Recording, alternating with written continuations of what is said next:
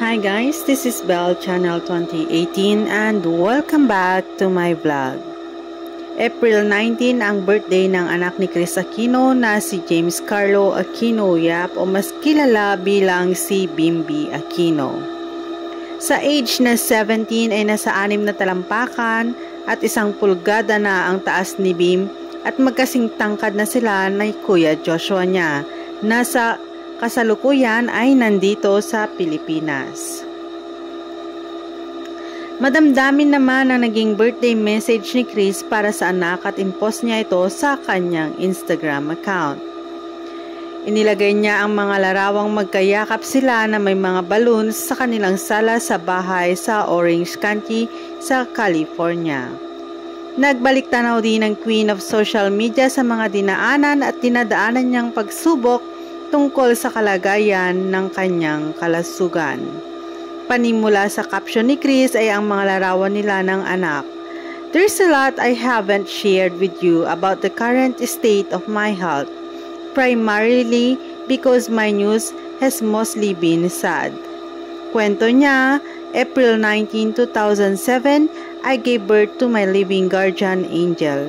In the past month with Kuya Josh back in the Philippines, and because of several vaccines I needed to be given, Bim kept me company while I quarantine.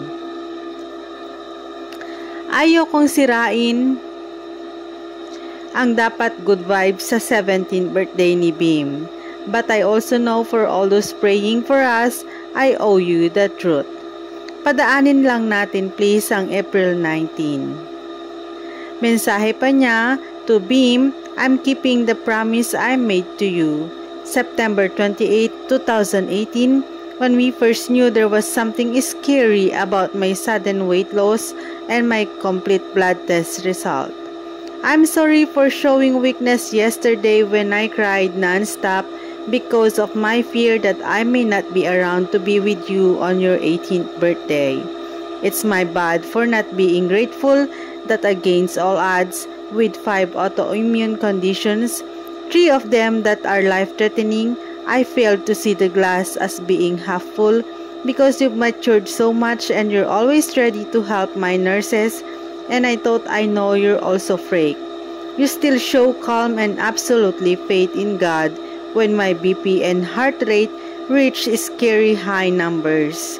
No matter how much physical pain I endure daily, my heart overflows with love because of you caring, selfless, unconditional love.